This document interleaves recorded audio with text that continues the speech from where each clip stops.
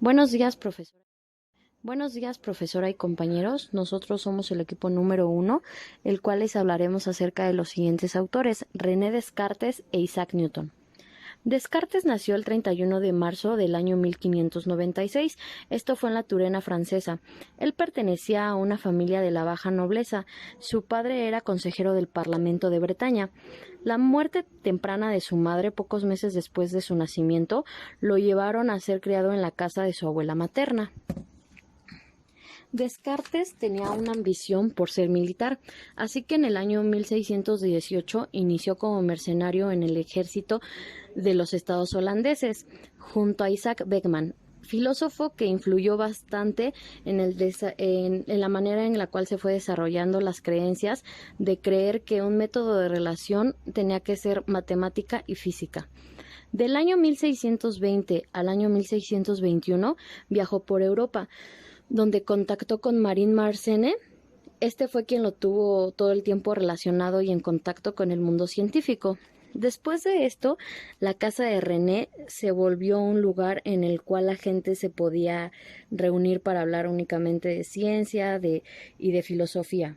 Y bueno, cansado de la vida de París, decidió mudarse a Holanda. Esto es porque él quería trabajar en soledad, quería estar en un ambiente más pacífico, y bueno, de este modo pudo crear su gran primer tratado de física. La manera en la que vivió Descartes propuso una nueva filosofía que implicaba poner en duda la filosofía medieval. Descartes decía que todos teníamos el derecho a la educación, a educarse y a acceder al conocimiento, pensando que el conocimiento era necesario para obtener a través de un método específico. De ahí sale lo que es evidencia, análisis, síntesis, enumeración. Descartes venía de una familia acomodada en Francia. Venía con un futuro bien diseñado, ya que su padre había estudiado leyes y su abuelo medicina. Él estudió en el mejor colegio de la región de jesuitas, e incluso por la relación que había con la familia tenía un trato distinto, con mayores privilegios, pero aún así era un buen estudiante, aprendiendo latín, griego, literatura, retórica, física, metafísica y teología. En el año de 1614 comienza con la carrera de leyes, pero sin embargo tuvo una duda de que si estaba haciendo lo correcto con su futuro, así que se marchó a alistarse en el ejército, como lo habíamos mencionado anteriormente. Descartes no era un hombre rico, aunque esta creencia se tenía de los piratas. Él vivía de las rentas de las propiedades que había heredado. No tenía una ambición grande por lo que era el dinero o por tener riquezas. Él se enfocaba mucho en el conocimiento. Descartes también era un hombre muy religioso, pero con ideas peculiares. Él tenía la búsqueda de la verdad. Decía que si encontraba la verdad era la búsqueda a sí mismo de Dios, siendo un tanto incomprensible, y también se le llegó a acusar de blasfemo. Descartes pidió en esta época la copia de una obra de Galileo. Esto fue a lo que llegó de que sus ideas coincidían. Galileo tanto como él, pero a la vez, al ver el riesgo, decidió suprimir toda su obra. No quiso publicar nada que le causara molestias a la iglesia. Descartes, de hecho, murió de pulmonía después de que había conseguido por primera vez un trabajo bien, esto siendo con la reina Cristina de Suecia. La obra principal de Descartes fue el Discurso del Método, que llevaba por nombre original el Discurso del Método, para dirigir bien la razón y buscar la verdad en las ciencias. Esta obra se compone de un prefacio y 6 partes, las cuales vienen a continuación.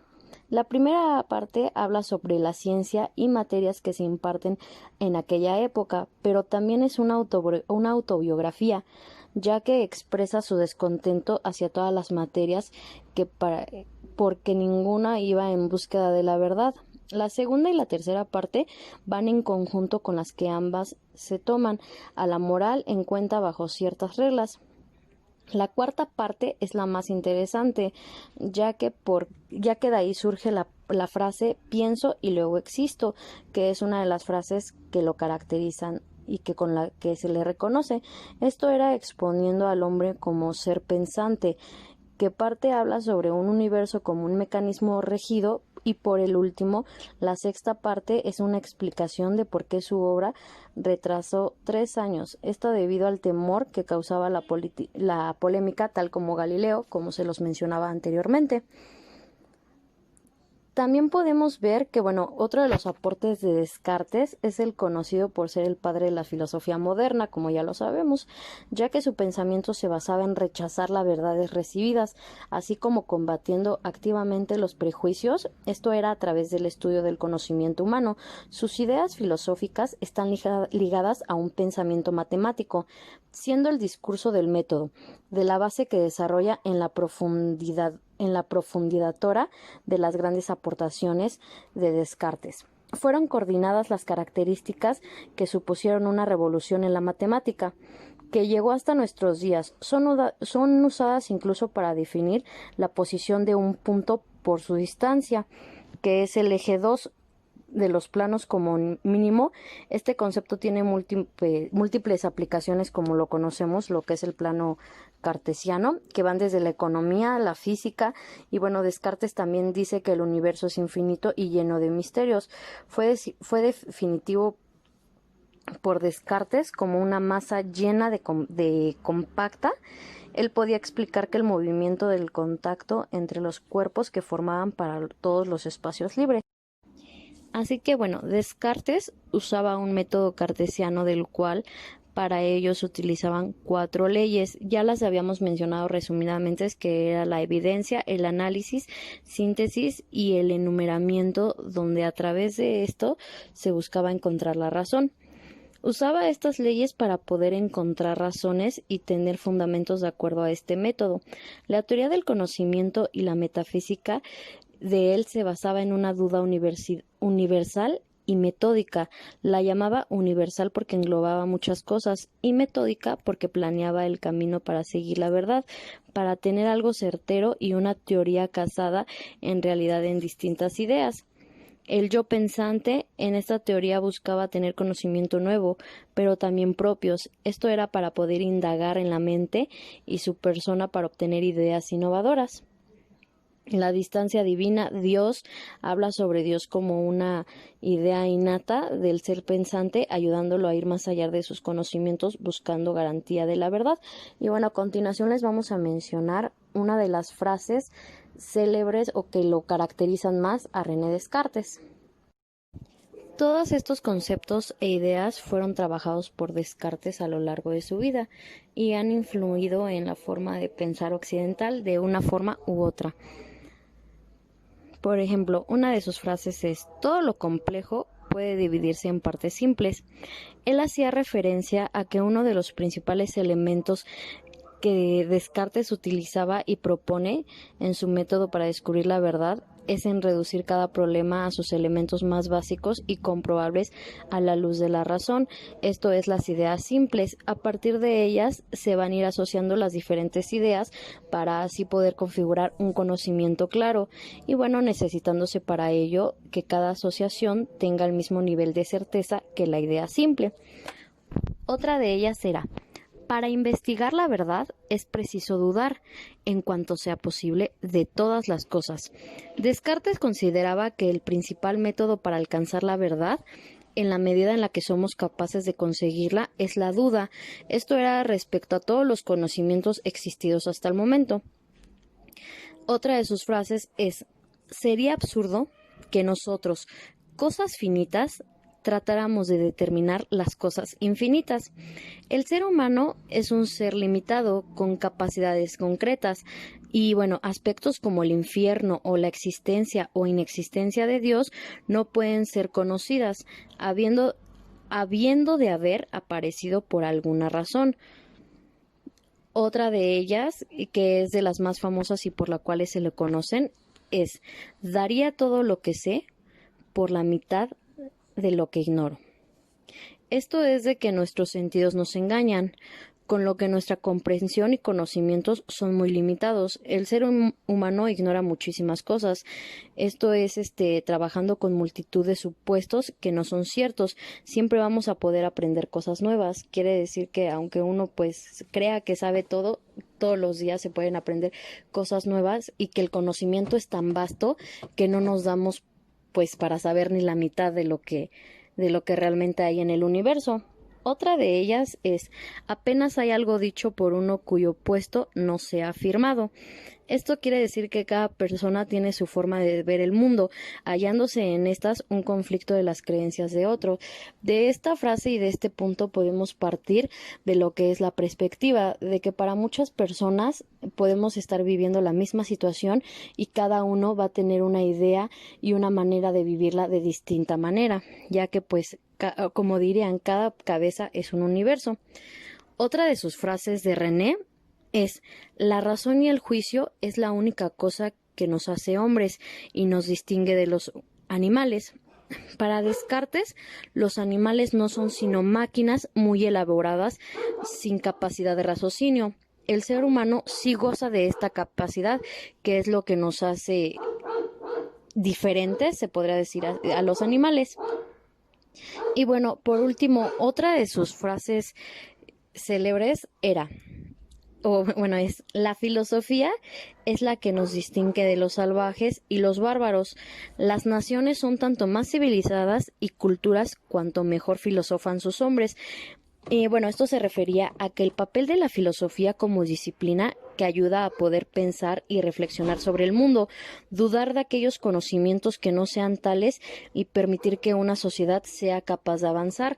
Con todas estas frases podemos ver que aunque ha pasado muchos años, se encajan totalmente hoy en día con nosotros, en el que muchas veces cuando no se logra este raciocinio, el podernos a cuestionar las cosas, como él decía, a filosofarla, terminamos actuando como animales. Bueno, a mí se me hace un poco grosero compararnos, sería de una manera bestial. Y bueno, con esto nosotros terminamos de hablar acerca de Descartes y bueno, a continuación les vamos a hablar de lo que fue Isaac Newton. Bien, y bueno, hablaremos acerca de Isaac Newton. Él nació en el año 1643 en Inglaterra. Venía de un padre con dinero, pero que era granjero y analfabeta. Fue un bebé prematuro. De hecho, nadie esperaba que sobreviviera. Su madre, después de un tiempo, se casó, ya que su padre falleció, y él fue criado igual por su abuela. Él asistió a una escuela pública de gramática y más adelante se formó en Eternity College en la Universidad de Cambridge, en la cual posteriormente ejerció como catedrático matemático. Al entrar a Cambridge, su madre no quiso apoyarlo de manera económica para poder pagar su escuela ni de ningún modo, así que él tuvo que trabajar como sirvientes. Incluso, su interés por las matemáticas surgió un día que acudió a una feria. En esta feria él compró un libro de matemáticas. Al empezar a leerlo y al ver que no podía comprender ni entendió ninguno de los conceptos matemáticos, pues de ahí fue cuando surgió su interés por las matemáticas. Durante su estudio y su pasantía por la universidad, la peste fue un factor que lo orilló a interrumpir sus estudios. Y como en este momento estaba muy fuerte lo que era la peste, él tuvo que regresar a su casa. Pero estando aquí fue cuando logra tener sus propias ideas, tanto en matemáticas, en física, óptica y astronomía. De regreso, Newton se vuelve líder. Y siendo líder dentro de la universidad, a él lo buscó incluso el rey James II, pero Newton, por sus ideas y todo lo que traía, habló en contra del rey James II. De esta manera, cuando él está en Londres, le empieza un mayor interés por la política que por toda la investigación, y en el año de 1693, tras su segunda crisis, se retira de la investigación. Newton, a lo largo de su de su vida como científico e investigador, tuvo dos crisis. Esta segunda fue la que lo llevó a retirarse dentro de esta materia. Y bueno, Isaac Newton aportó a la humanidad principios sobre la ciencia, ya que fueron avances en física, astronomía, matemáticas. Lo más conocido que aportó Isaac Newton fueron sus tres leyes. La primera ley de la inercia, la ley fundamental de la dinámica y la tercera ley de la acción y reacción. Como de ahí viene la de toda acción tiene una reacción. Después sigue la ley de la gravitación universal, el desarrollo del cálculo matemático como descubrir la variable de forma de que la Tierra, adelantos en el mundo de la óptica, el primer telescopio, un reflector, la ley de la convección térmica, propiedades del sonido, teoría de las masas, la teoría del corpuscular, de la luz también. Isaac Newton tiene sus frases más conocidas. La primera frase más conocida de Isaac Newton es: lo que sabemos es una gota de agua de todo lo que ignoramos en el océano. Otra de las más conocidas es: un hombre puede imaginar cosas que son falsas, pero solo puede entender cosas que son ciertas. Una de mis frases que más me gustó de Isaac es la de: no sé lo que pueda representar para el mundo, pero para mí solo he sido un niño que jugaba a las orillas del mar, que se divertía buscando un guajiro más listo que otro y una concha más hermosa de lo normal, mientras que el gran océano de la verdad se extendía a lo lejos inalcanzablemente.